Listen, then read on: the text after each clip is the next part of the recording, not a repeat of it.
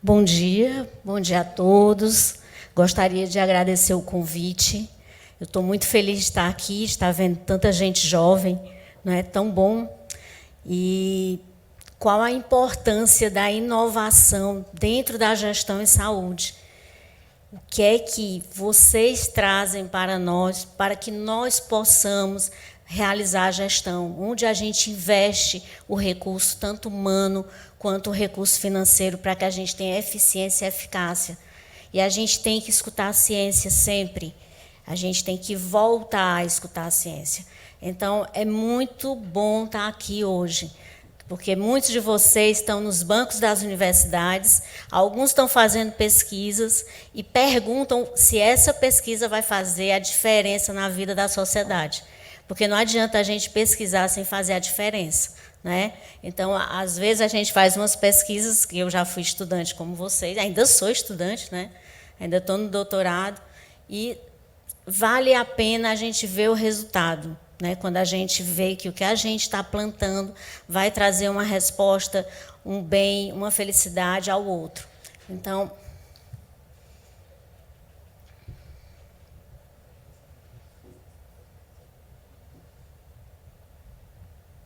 vamos aguardar um pouco.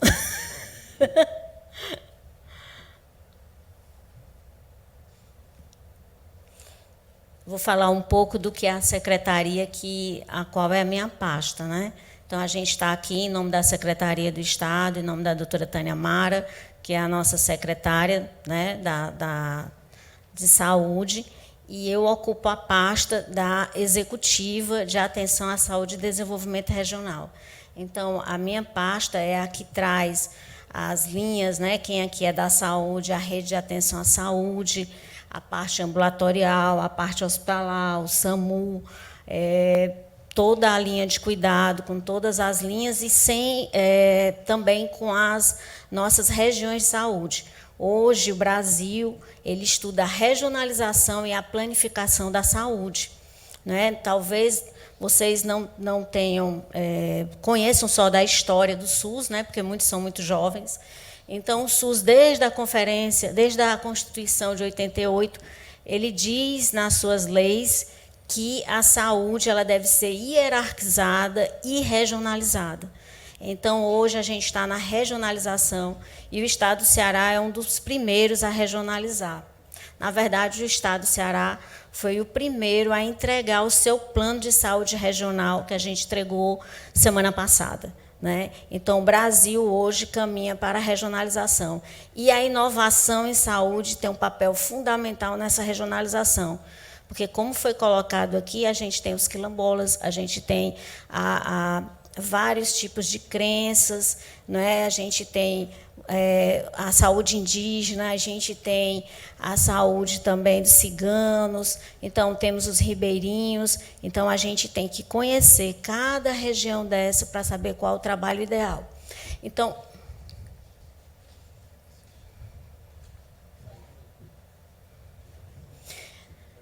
qual é o papel, né, da ciência translacional dentro da saúde, dentro de uma secretaria de saúde, né? Vamos aguardar mais um pouco, né? Isso é para dar mais emoção, né? Mais curiosidade. A ciência é curiosidade.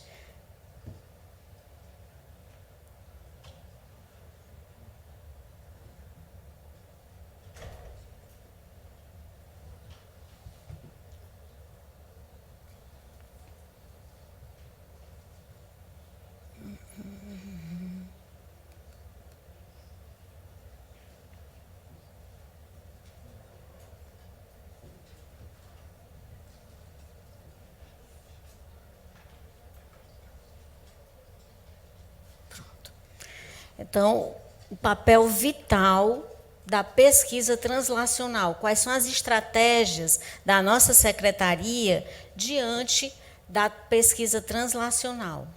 Então, a pesquisa translacional ela envolve um processo, não é, por translação de conhecimento, no qual o foco da investigação científica na área da saúde adquire um fluxo de informação bidirecional entre o que é pesquisa básica e clínica, resultando em uma aplicabilidade real de conhecimento e de novas tecnologias, melhorando a aplicação clínica de novos conceitos e proporcionando benefícios diretos à população. Então, nós temos a ciência de que, para que a gente possa desenvolver uma saúde de qualidade, a gente tem que ir aos bancos das universidades, aos bancos de pesquisa, e assim encontrarmos a solução. Diante disso, a CESA criou a sua unidade de ciência de inteligência. Então, hoje a gente tem, quando a gente tem um problema dentro da nossa secretaria, a gente leva para o nosso chefe, né, chefe científico, e aí a gente entrega esse problema e ele faz uma análise através de algoritmos, análise através da investigação epidemiológica, e aí ele nos traz alguns dados para que a gente possa estudar e, assim, fazer o trabalho, fazer a nossa gestão diante daquela situação. Então, hoje, tudo que a gente faz, quando é um grande problema, a gente tem uma reunião com esse grupo, que hoje ele está na Escola de Saúde Pública, que a gente tem o professor Soares, né, que é físico, que ele é o responsável pelas nossas buscas de solução. Então, a gente entrega o problema, trabalha junto com o grupo de ciência, para que, assim, a gente tenha a melhor resposta. Tá? Então, qual é o nosso compromisso? Contribuir para o bem-estar e felicidade das pessoas. O maior compromisso hoje da CESA é o cuidar do outro e o cuidar de si também. Então, a gente tem que cuidar dos nossos servidores, dos nossos empregados públicos e buscar a felicidade e buscar o cuidar da nossa população. A nossa missão é promover a saúde individual e coletiva para a melhoria da qualidade da vida das pessoas cearenses. Os nossos valores é o resultado centrado no cidadão, a humanização do atendimento, valorização da pessoa, a transparência nos nossos dados. Eu não sei, alguns não são daqui do Ceará, não é um congresso nacional, mas hoje a gente está num programa de cirurgias eletivas. Então, a gente criou BIAS, junto ao grupo de inovação tecnológica, onde você, paciente, consegue ver onde você está na fila cirúrgica. Então, você entra com seu CPF, faz seu cadastro, e assim você tem o acompanhamento de quando você vai se operar e qual é a sua posição na fila. Isso é disponível no site, e isso mostra a nossa transparência diante da sociedade. Tá? E o conhecimento e inovação. Então, nós, cada dia, estamos investindo mais em conhecimento e inovação. Nós temos hoje a telemedicina, um avanço na telemedicina, onde a gente começamos há 2 semanas a ter a teleoncologia. Então, aquele paciente do interior, ele, juntamente com o médico da atenção primária, ele entra em contato direto com o oncologista e, assim, faz a programação desse paciente. A gente vai ver se ele precisa de mais algum exame. No caso de um paciente paliativo, o médico oncologista, ele vê a prescrição junto com esse médico da atenção primária. Outra inovação que nós tivemos, que iniciou na época Covid, né, foi a tele-UTI. A gente sabe que, na época do Covid, a gente não tinha muitas UTIs. Então, a gente começou a ter mais unidades de UTI. Mas a gente não tinha a expertise. Ninguém tinha naquele momento. Né? O Covid ele entrou com um novo cenário. Então, nós inovamos com a tele-UTI. O que é a tele-UTI?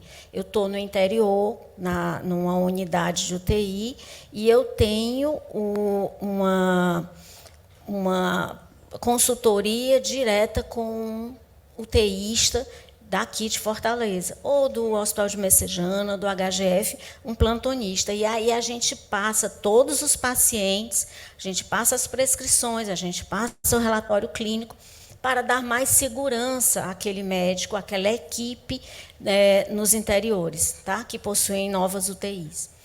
E qual é a nossa visão? É ser referência do cidadão, né? Como sistema de saúde acessível, sustentável e de equidade. A gente tem que buscar a equidade. E o que é a equidade? É tratar os diferentes de formas diferentes. Então, como é que eu tenho equidade no estado do Ceará? Quando eu começo a regionalizar, quando eu começo a levar o serviço de saúde para regiões com vazio assistencial. E onde é que a gente tem os vazios assistenciais? Aí entra a ciência. Então, entra a investigação epidemiológica. Aí nós vamos buscar saber onde é a mortalidade, onde é uma mortalidade que era evitável e que não foi evitável por falta de assistência. Aí nós vamos estudar a malha viária, juntamente com o SAMU. A gente vai ver quanto tempo demora para chegar, se é o acesso. A gente acabou de inaugurar o politrauma no Vale do Jaguaribe, e uma das coisas, um dos pontos que nos colocaram foi: o acidente ocorre aqui por causa de uma rotatória. Então, é melhor eu investir só no politrauma, comprando próteses, pagando cirurgiões, equipe, ou eu rever a rotatória? Lógico que rever a rotatória. Assim eu evito acidentes. Além de evitar acidentes, eu vou evitar mortes, eu vou evitar pessoas que vão perder seu tempo de vida, tempo de trabalho, não é? Então, a gente, quando trabalha em inovação, a gente tem que ter uma visão de drone. Quando a gente trabalha em gestão, eu não posso só ver o hospital, como foi colocado aqui no início, não é? Então, é esse o papel de vocês, de estarem aqui, e muitos vão trabalhar em malha viária, alguns vão trabalhar em inovação, em equipamentos. Então, ontem, por exemplo, a gente foi para a inauguração de um acelerador linear, que é o primeiro no Brasil e na América Latina, que é aqui no CRIO, que, no lugar de realizar 35 sessões de radioterapia para curar um paciente, ele faz 7. Então, com isso, o que é que vai acontecer? Quem é gestor pensa. Quem é o paciente pensa: menos tempo de tratamento, mais focado, menos efeito colateral. A gente também pensa isso. Mas, como gestor, a gente pensa: vou conseguir tratar mais pacientes, porque eu vou ter uma rotatividade na máquina maior. Não é? Então, aí vem a inovação na tecnologia. Quem criou esse acelerador, quem iniciou essa pesquisa, trouxe um resultado para a sociedade. Não é? E aí, agora eu vou falar um pouco do passado recente, que foram as ações de enfrentamento da Covid. Quando iniciou a Covid, que nós fomos o que pegamos a onda primeiro, juntamente ali com o Amazonas, enquanto a região sudeste, sul, ainda não estava, não é, ainda com a infecção ativa naquela área. Nós fomos os primeiros a lidar com o Covid. A gente não sabia como pegava, não é? A gente não sabia como tratar. A gente não sabia o que era pronar. Nós não tínhamos EPIs suficientes no mundo. Quando o avião vinha trazendo material, ele tinha que vir com combustível suficiente para não parar em nenhum lugar, porque se ele parasse, aquele material era confiscado para o outro país, para o outro estado.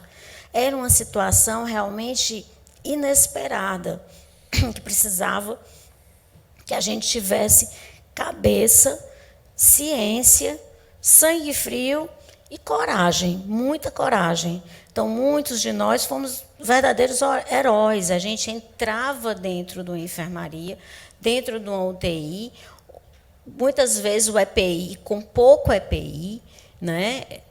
EPI, equipamento de proteção individual, tá? Que são máscaras, gorros, né?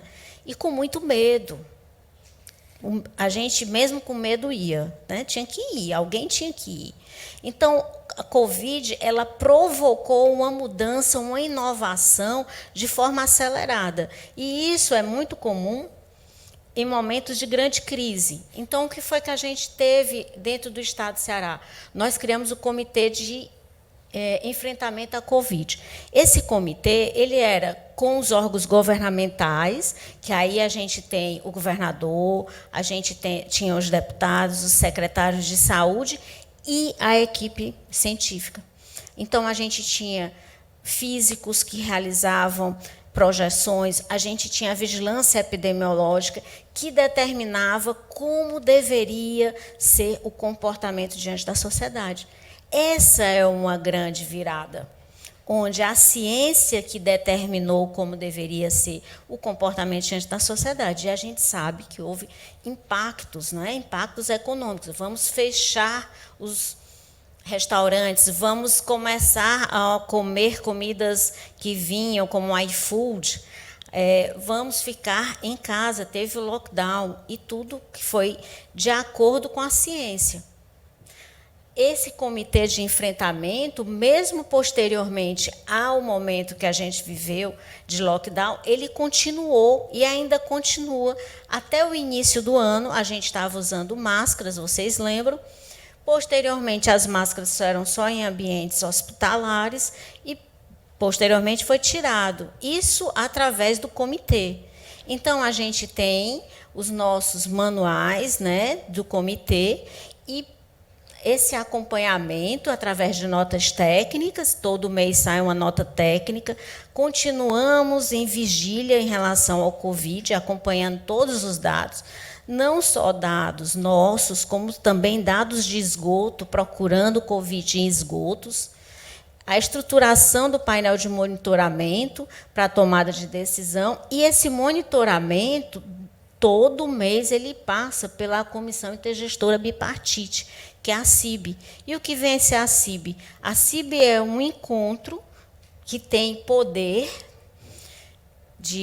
tem competências de tomar decisões de gestão entre o Estado e municípios. Então, todo mês que a gente tem a reunião, um dos primeiros assuntos vem ser sobre o painel do monitoramento dos indicadores, que começou com o Covid e hoje a gente expandiu para outras doenças de notificação, tá? E o monitoramento mensal, junto que eu já coloquei, e as campanhas de vacinação. Infelizmente, por mídia e por outros fatores, a vacinação ela foi desacreditada. Então, hoje, o governo federal com o governo estadual, a gente está em campanha maciça para que as pessoas voltem a se vacinar. E o ELMO? E o que foi o ELMO? O ELMO também é um processo translacional. Por quê? É um capacete de respiração, já ganhou vários prêmios, tanto nacionais quanto internacionais, foi extremamente utilizado no momento de UTI, trouxe vida a muitas pessoas, né? Evitou morte, e foi um equipamento que foi construído dentro da Escola de Saúde Pública do Estado do Ceará, com o apoio de empresários.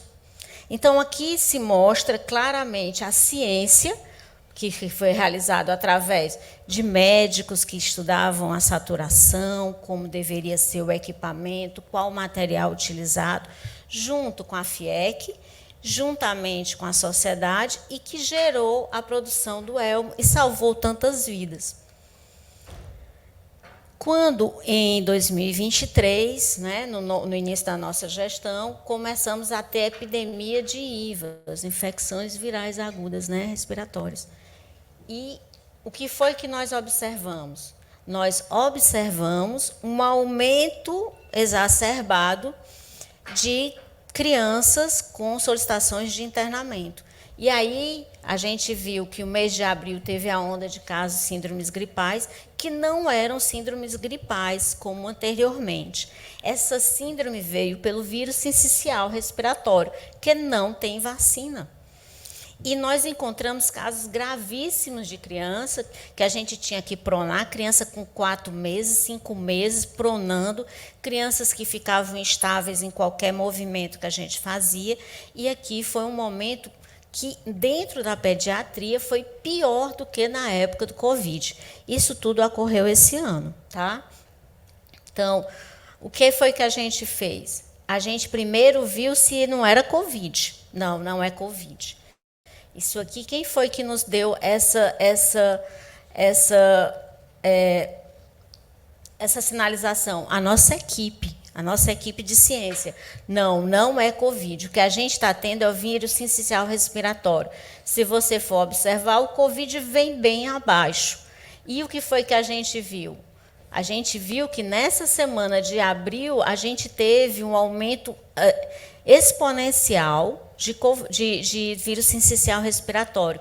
E aí a ciência nos deu poder de contratualizarmos dispensando licitação, porque ou a gente contratualizava uma rede de UTI, ou a gente teria mais óbitos. Então, a ciência nos disse como deveria ser feita essa gestão. E o que é que ela nos diz também? Que a gente deve ter um plano de contingência anual, porque todo mês, janeiro, fevereiro e março, as crianças no nosso estado, elas vão ter picos e necessidade de internação. Então, essa semana, nós já estamos fazendo um plano de contingência para 2024, com a expectativa de que a gente venha a ter a necessidade de internamento. Então, aqui são os dados para tomadas de decisão. Então, sempre que a gente vai tomar qualquer decisão, a gente entra em contato com o CIVEP, a gente entra em contato com Saúde Digital, a gente entra em contato com os nossos cientistas, para que a gente possa tomar a decisão mais feliz, né, mais eficiente, com mais eficácia.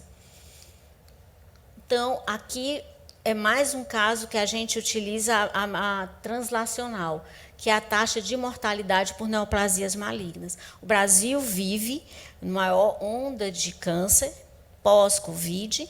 Na época do Covid, a gente não ia ao médico, então muitos não porque o tempo de vida, né, em relação à oncologia, é o tempo do diagnóstico. Quanto mais precoce o diagnóstico, maior a sua taxa de sobrevida.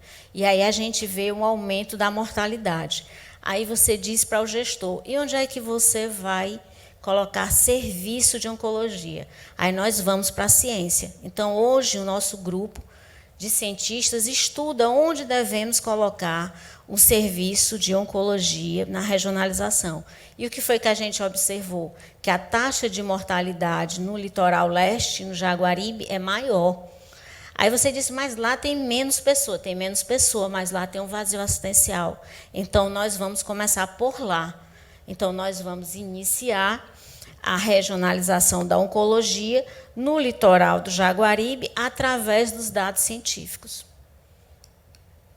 E aqui é a perspectiva futura nossa. Então, nós temos a equipe de cientistas-chefe na Escola de Saúde Pública, que tem força de trabalho no Centro de Inteligência da Secretaria.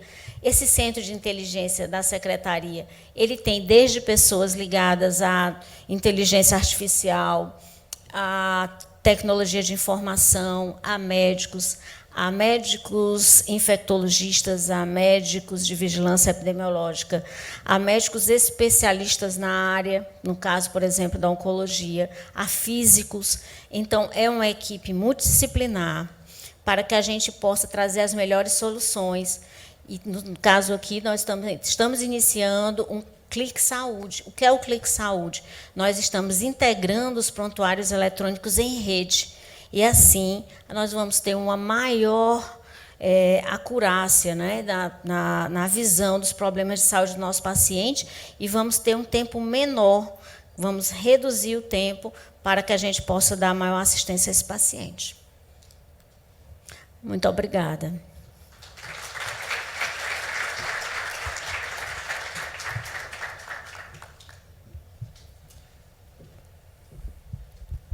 A gente vai deixando as dúvidas para o final, então, caso tenham, podem ir notando aí que no final a gente faz um pequeno debate, tá? Agora a gente queria convidar a Eufrazina.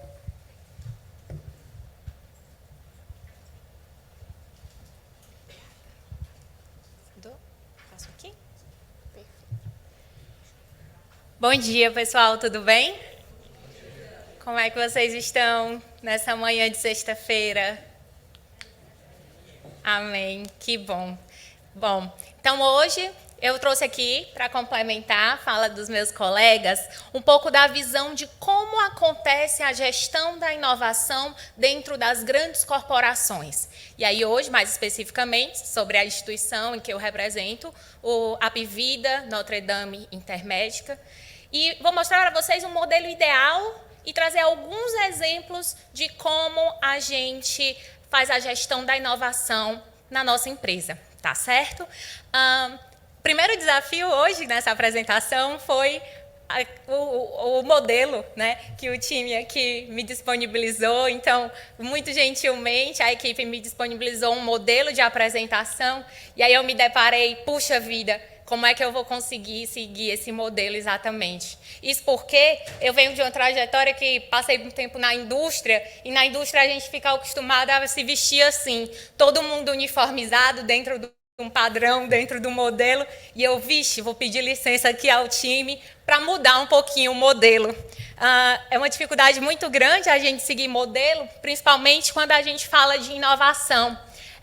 As mulheres, hoje em dia, vou falar no meu lugar de fala, a gente acaba sendo muito restrita, por exemplo, à ditadura da moda. E aí, no final das contas, a gente acaba saindo todo mundo igual. Mais uma vez, um modelo padrão sendo imposto para a gente. Então, o exercício que a gente tem que fazer é, constantemente, tentar não nos distanciar daquela criança que tem criatividade, que tem curiosidade. Caso contrário, nós nos tornaremos adultos robôs, que reproduzimos o mesmo que já vem sendo posto e colocado para nós. Então, o que eu quero trazer aqui para vocês é um incentivo, um estímulo, uma provocação, digamos assim, para que vocês tentem buscar ser diferente.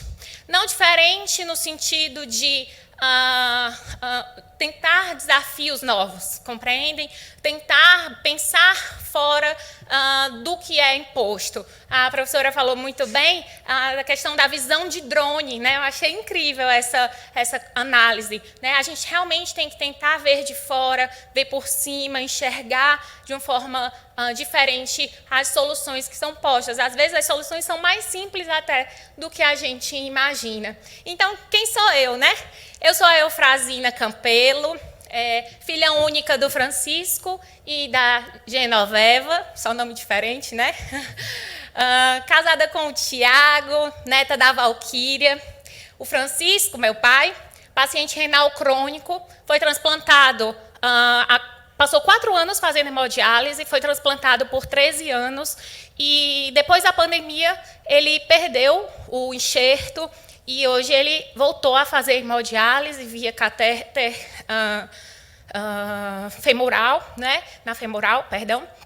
E aí, a medicina não é a minha área de formação especificamente, porém, né, tenho esse contato com questões de problemas de saúde na família, que realmente é um drama muito grande para quem tem um parente com um problema de saúde em casa. Então, eu tenho uma gratidão enorme por vocês estarem dedicados a essa profissão.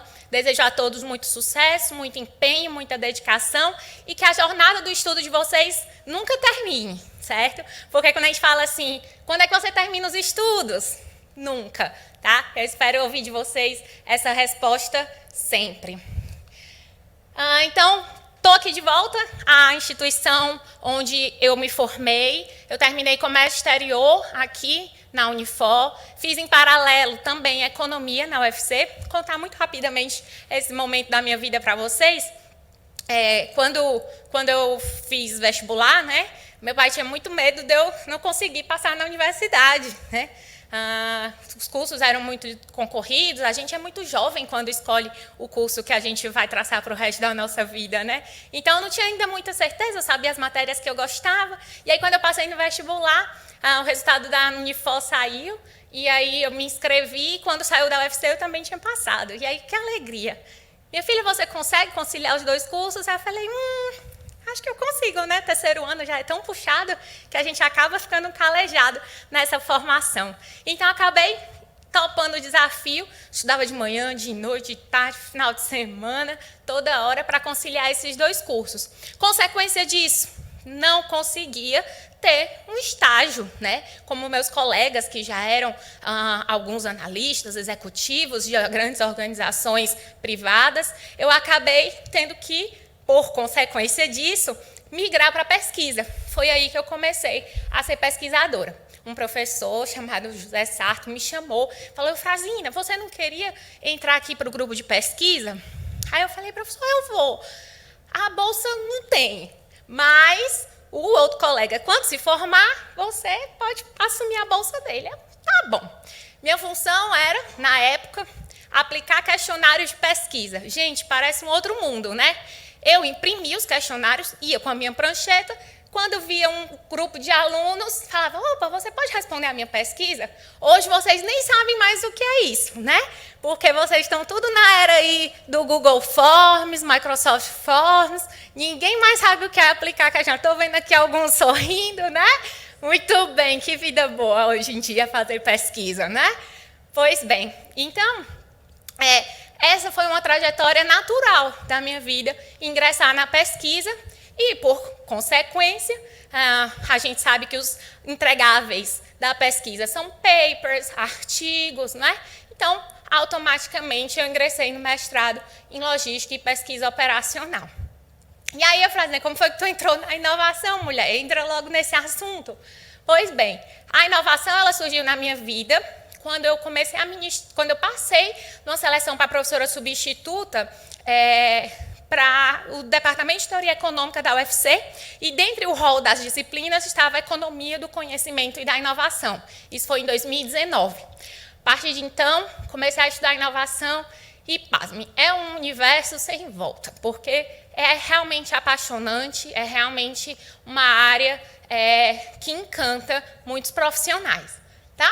Então, falando um pouquinho agora sobre como as corporações elas conseguem enxergar valor na inovação. É um desafio muito grande. O primeiro desafio é a gente conseguir mostrar que a inovação por si só ela se paga, certo? Então, a partir do momento que a gente consegue provar isso, já encanta os nossos gestores, tá? O próximo passo é ter conhecimento sobre as oportunidades que se tem sobre como conseguir recursos para a inovação. Isso é muito comum a gente não pesquisar leis, por exemplo, que nos beneficiem, como a lei do bem, a lei da informática. Essas leis também ajudam bastante as grandes organizações a utilizarem esses recursos como fonte de financiamento da inovação dentro das corporações. E, por fim, né, e não menos importante, muito pelo contrário, a gente tem o fomento. O fomento, que é um recurso público, né, não reembolsável, que é muito utilizado para pesquisa e desenvolvimento. Aqui no nosso estado do Ceará, a gente tem a FUNCAP, fundação esta, qual eu sou pesquisadora vinculada ao projeto de avaliação políticas de fomento, né? E lá na FUNCAP existem tanto projetos relacionados à inovação pública, né? Alguns aqui a doutora Joana mencionou como cientista-chefe de inovação, e também editais de fomento que são para a inovação empresarial. Tá certo? Então, essas são algumas fontes de recursos que são possíveis de serem buscadas. Isso eu digo porque estudo saiu ano passado que uma quantidade enorme de recurso voltou para os cofres públicos porque não teve uma destinação, uma procura por esse recurso público para que fosse desenvolvido pesquisa e desenvolvimento de soluções para as mais diversas áreas. Então, dentro da organização, é como uma jornada. Existe todo um processo de aculturação, tanto interno como externo.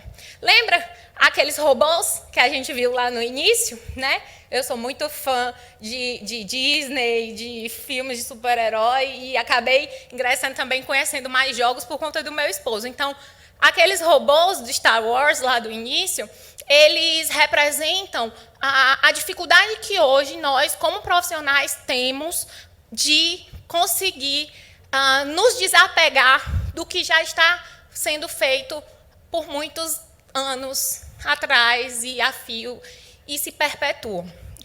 Por que eu estou dizendo isso? Porque a jornada de inovação, ela precisa ser um acordo comum entre todos os entes da organização. Ela demanda, principalmente, uma força muito forte da liderança superior dentro da organização, ou seja, a gente tem que ter um líder, né, nato, um empreendedor nato, alguém visionário, alguém que abrace o risco e assuma o desafio da inovação. E o processo de inovação é um processo longo, né? Porém, ele precisa ser pensado a curto prazo. Então, aqueles planejamentos tradicionais que a gente conhece dentro das organizações tradicionais de 5, 10 anos, hoje em dia, para o mercado dinâmico que nós temos hoje, já não se aplica. Então, depois que a gente pensa essa visão de curto, médio e longo prazo, a gente consegue entender qual é o negócio, né? Como que esse negócio ele consegue adaptar-se à inovação. Quais são as estratégias? A inovação ela precisa estar casada com as estratégias da organização, com métricas, né? KPI, o ROI muito bem definido. Tudo isso ele precisa ser desenhado e planejado para que seja posteriormente colocado em prática. E aí, quando a gente fala em colocar em prática a inovação, eu falo em pensar, planejar, executar, errar, para que seja corrigido muito rapidamente e retorne ao fluxo. De que forma? Da forma que seja um looping contínuo. Então, em síntese de tudo que eu falei até agora, a inovação corporativa ela é uma decisão da alta gestão e a cultura vem descendo para todo mundo da organização. Em seguida, tem que estar casada com o alinhamento estratégico da empresa e, por fim, ter a consciência de que é um processo contínuo de criação de valor. Criação de valor essa, tanto para os colaboradores, né, para a comunidade interna, a empresa, e principalmente para a comunidade externa, os clientes e usuários dos produtos, das soluções, dos serviços. Tá certo?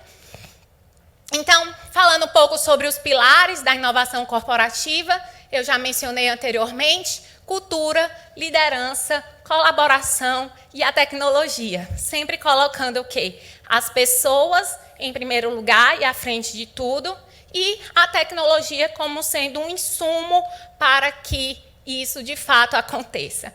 Os desafios eu já pincelei aqui em alguns momentos, né? A escassez de recursos, a resistência de algumas pessoas que estão acostumadas a um modelo padrão e a hierarquização. As grandes corporações e as empresas tradicionais, elas têm vários estratos dentro dessa cadeia, dessa pirâmide.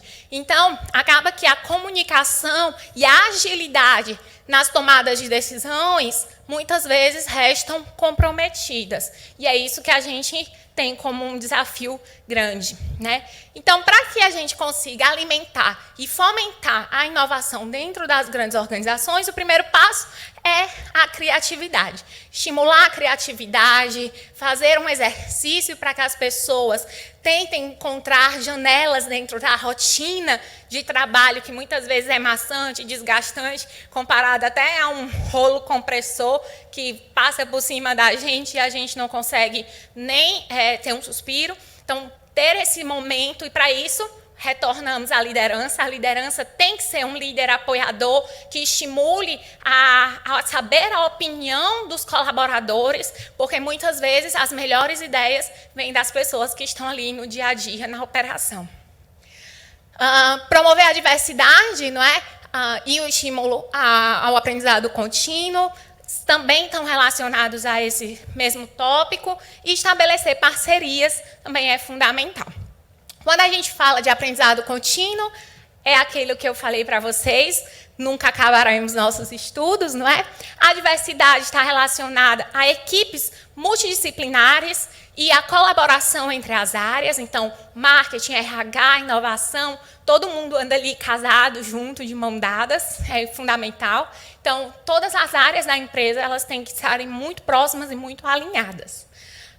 Estabelecer parcerias, aí eu vou falar um pouquinho mais sobre o ecossistema de inovação adiante. Então, como é que o nosso grupo vem tentando fazer a diferença dentro da área de saúde? Primeiramente, sabendo que a inovação é um processo contínuo, feito por pessoas e para pessoas. Então, para isso, a gente tem iniciativas tanto de intraempreendedorismo, que é empreendedorismo interno, que fortalece a cultura organizacional, como programas também que envolvem parcerias e colaborações, que aí a gente entende como sendo inovação aberta. Quando a gente fala de inovação interna, a gente tem duas iniciativas muito legais que eu trouxe aqui para exemplificar para vocês, que é a nossa Inova News, que é a nossa newsletter de inovação, em que a gente faz uma curadoria de informações, notícias internas e externas do mundo do mercado, mostrando oportunidades dentro de inovação para os nossos colaboradores, para que eles desmistifiquem que inovação possa ser algo complexo. Tá? Então, essa é uma forma da gente trabalhar a cultura interna. E um outro tópico é a iniciativa de intraempreendedorismo, que é o nosso programa de ideias, em que os colaboradores submetem propostas de ideias de soluções, seja da área dele ou não, para que a gente avalie, faça uma jornada, uma trilha de conhecimento com eles, para que eles amadureçam essa ideia, que essa ideia saia do papel, vire um projeto, um plano de negócio, e aquelas melhores ideias selecionadas, elas vão ser apresentadas para a autogestão da corporação, para que elas sejam, para as melhores ainda mais, né, os finalistas, os 3 melhores finalistas, tenham as suas ideias implementadas. Tá certo? Isso gera uma comoção dentro da empresa. Todo mundo fica super engajado, super interessado e super motivado, porque tem premiação, né? E aí, premiação também tem aquele incentivo a mais. Aqui eu trouxe alguns dos nossos colaboradores, mostrando o reconhecimento que a gente faz. Então, a gente coloca na Inova News, a gente divulga na nossa rede social corporativa. Então, tudo isso gera um clima de inovação, um clima agradável de criação, colaboração e estímulo à criatividade. Então, falamos agora do ambiente interno, vou falar agora do ambiente externo, muito brevemente. Então, falando um pouco sobre o ecossistema de inovação, nós entramos ali dentro de empresas, né? Mas o ambiente ele é muito mais complexo, envolve universidade, o governo, investidores, empreendedores. E ações de inovação aberta que nós temos um canal muito acessível com startups do ecossistema brasileiro. Então, nós temos um time de inovação aberta que tem uma comunicação, que recebe ideias de startups, propostas, soluções. E um exemplo disso é a nossa rede social corporativa, que quem provém é a Bihome. O nome da nossa rede social corporativa é o Nossa Gente, e é uma solução vinda de uma startup. Colaboração, nós temos uma colaboração muito forte com as universidades, Sistema Senai, Universidade Federal, Universidade da própria Unifor. Temos uma rede de aproximação. Constantemente a gente faz visitas às universidades para conhecer o que está sendo desenvolvido. Resposta disso é o nosso detector de frequência cardíaca fetal. É uma solução que foi desenvolvida em parceria com o mesmo grupo que desenvolveu o Elmo, né?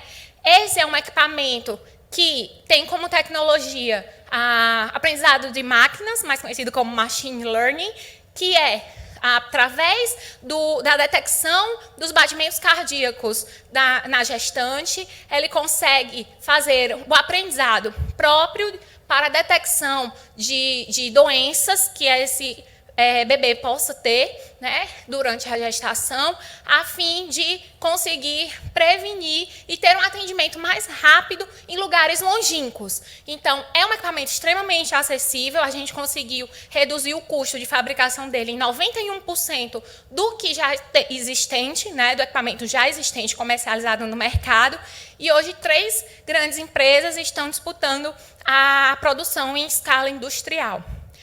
Um outro programa que a gente tem de inovação aberta é o Sereia, né? O Sereia, ele foi um projeto que foi selecionado num edital, e aí nós, como parceiro privado, entramos com uma contrapartida, juntamente com a UFC, estamos desenvolvendo.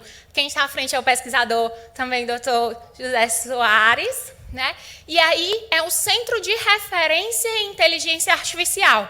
E do Sereia, a gente pretende também conseguir desenvolver soluções que, assim como o detector de frequência cardíaca fetal, também seja acessível e de baixo custo, contribuindo, assim, com o tema do que está sendo debatido nesse painel. Então, para vocês saberem um pouco dos nossos números, nós temos uma dimensão enorme, um número de colaboradores que ultrapassa 70 mil pessoas. Então, é um trabalho de formiguinha que a inovação faz hoje, mas que, graças a Deus, estamos colhendo os frutos, tentando trazer soluções acessíveis, qualidade de vida para todos os nossos assistenciados. E aí o reconhecimento vem como consequência desse trabalho árduo, né? Então, esse ano nós somos premiados como destaque de corporação inovadora pelo Prêmio Valor de Inovação Brasil 2023. Ano passado, nós ficamos entre os top 10 100 empresas mais abertas do país. E esse ano a gente está aguardando aqui, agora em outubro, ansiosos para saber em que posição ficamos, né? Bem otimistas também estamos, então vamos aguardar. A mensagem que eu quero deixar para vocês aqui é que a única constante deve ser a mudança. E a gente não deve ter os pés enraizados no que já está sendo feito, que a gente tem que estimular sempre a nossa criatividade para que a gente tenha a capacidade de inovar. Meus contatos, muito obrigada e um bom dia.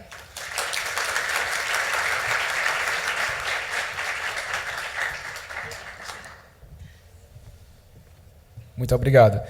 Jairo, fica à vontade.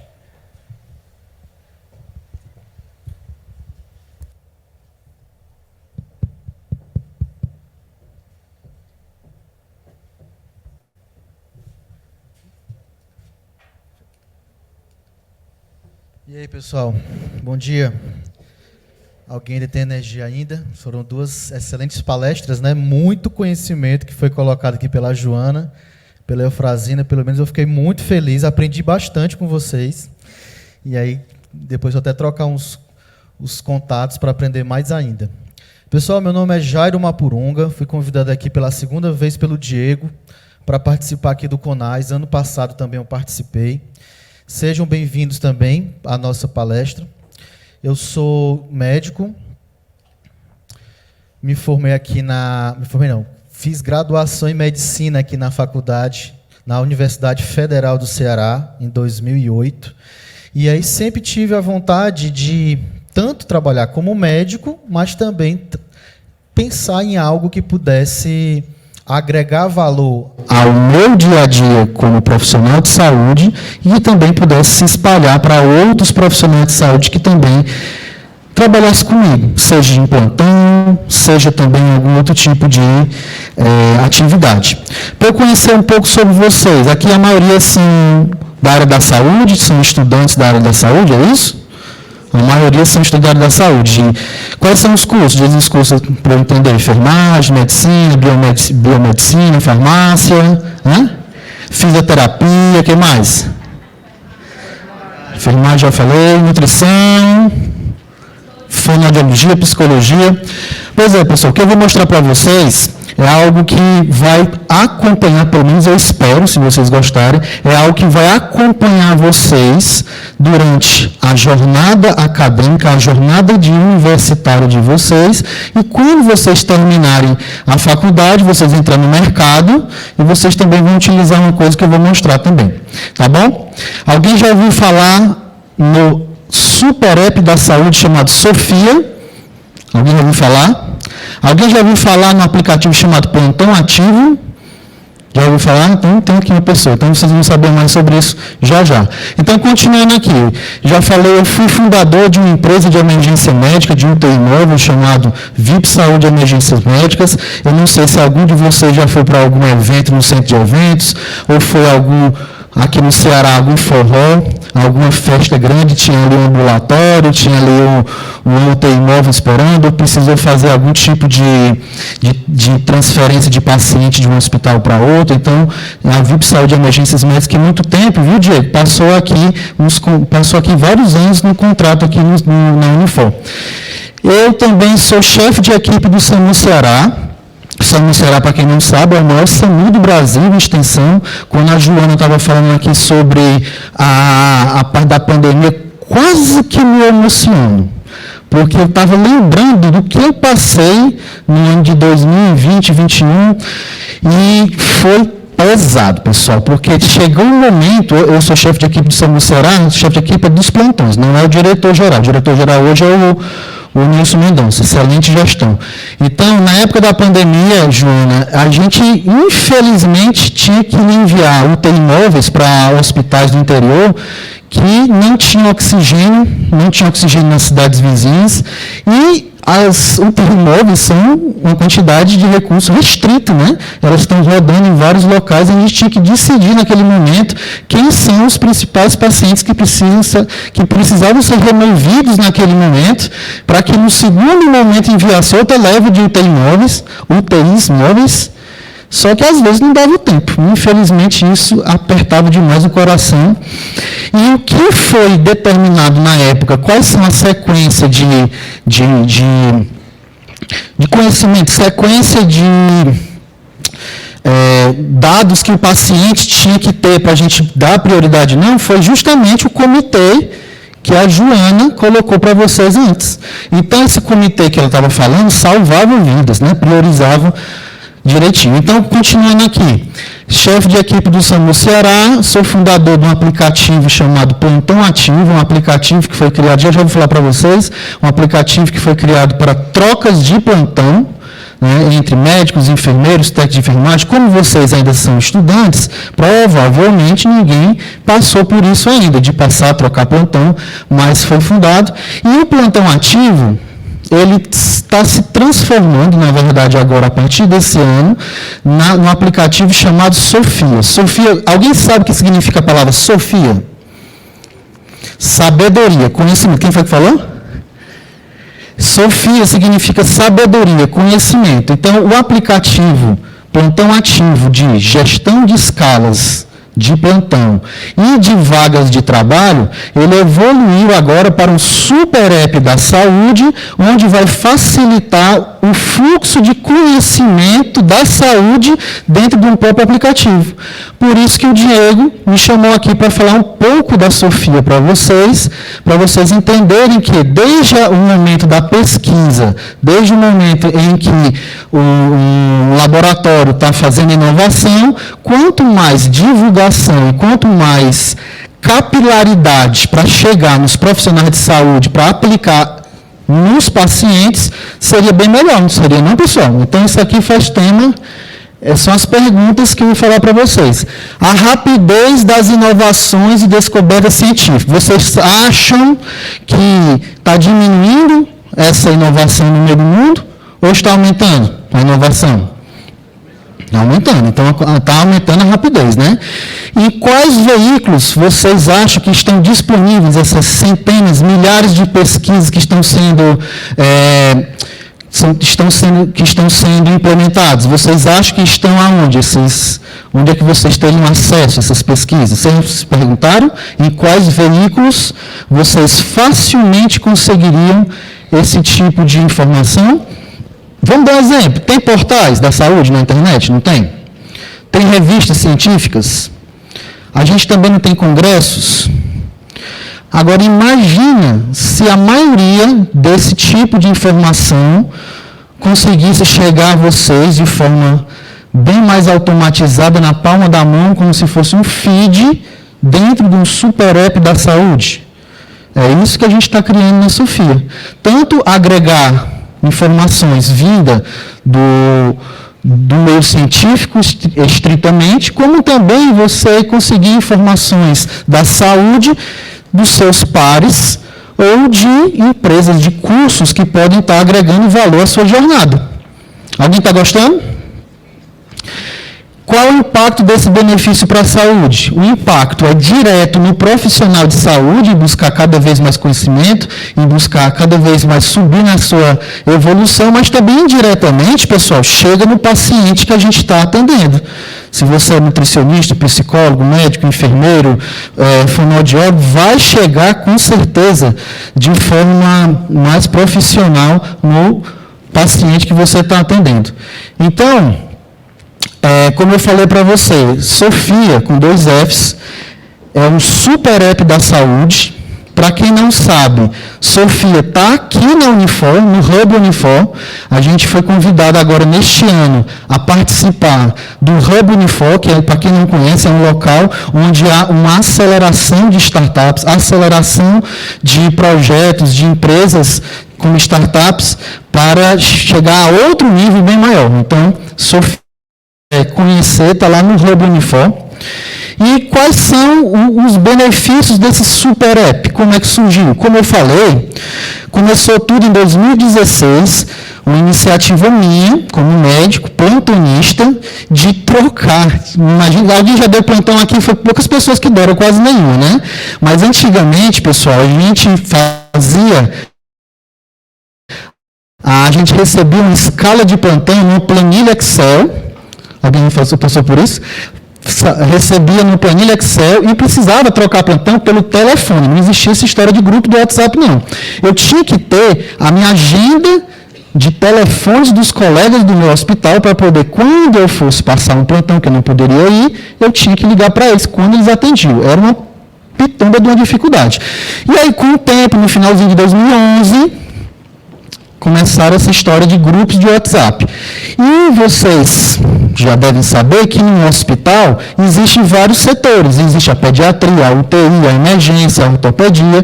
E todos esses setores foram criando grupos de WhatsApp daquele setor específico para poder compartilhar as conversas de troca de plantão. Só que vocês acham que nesses grupos de WhatsApp era só troca de plantão ou era o que mais? Mais 80 tipos de conversa, né? Era política, era chaveco, era fofoca, era tudo que você imaginar, e de vez em quando tinha uma pessoa querendo passar plantão, naqueles grupos de WhatsApp. Não oficializava essas trocas de plantão, não oficializava. No final do mês, aquele gestor de escala, aquele coordenador, ele tinha que emitir um relatório bem fidedigno para poder compartilhar com o setor de pagamentos dos profissionais de saúde, setor do hospital, para poder fazer o pagamento dos plantonistas, e era uma confusão gigante, porque sempre vinha com coisa errada. Fazendo gestão de escala com grupo de WhatsApp, em planilha Excel, e foi aí que surgiu a ideia de criar um aplicativo para gerenciar e profissionalizar toda essa parte de gestão de escalas, tá?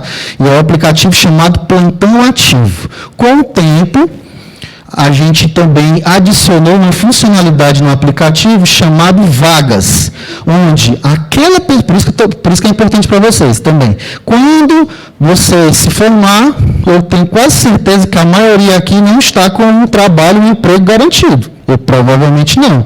Mas imagina ter no aplicativo um feed com várias opções de trabalho para você, aproximando você que está se formando, ou você que já se formou há um tempo, das vagas e otimizando o tempo também do recrutador em anunciar as vagas num aplicativo só. Então, hoje, a Sofia tem tanto a parte de gestão de escalas de plantões, a parte de vaga de trabalho, e a gente está incrementando agora até o final do ano a parte de estágio, tá? Por isso que eu já estou pedindo para vocês, já dando uma dica.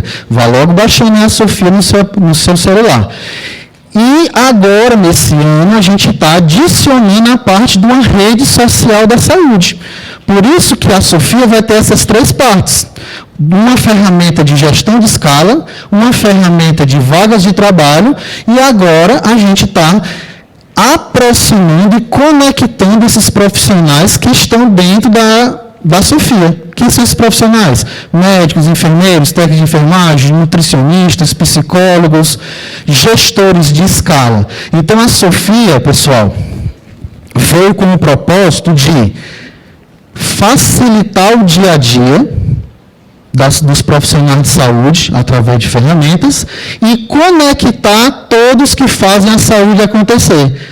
Todos que fazem a saúde acontecer, desde profissionais de saúde, a parte da gestão de empresas privadas, a parte de gestão de empresas, de instituições públicas ou governo. Então, a Sofia hoje, ela está presente. A Sofia hoje está presente em alguns setores da instituição que a Eufrazina veio aqui representar. A Sofia hoje está dentro da Central de Leitos do Estado, do SAMU Ceará e de vários hospitais da rede estadual. Então, ela está entrando para beneficiar cada vez mais os profissionais de saúde. Quais os benefícios para o profissional de saúde? Quem é profissional de saúde plantonista consegue agregar todos os plantões de todos os lugares onde a pessoa trabalha. Além disso, consegue ter acesso a vagas de trabalho e, como eu falei agora no futuro, vagas de estágio. E o melhor de tudo agora, vai conseguir fazer um network estratégico. Imagina você que está na faculdade, já conseguir colocar no seu próprio Sofia, no seu currículo digital, fazendo tanto network estratégico, seguindo as pessoas que você acha que é interessante seguir na sua jornada acadêmica ou profissional, e conseguir também colocar ali no seu currículo digital cursos, experiências. Alguém já ouviu falar aqui em Liga Acadêmica?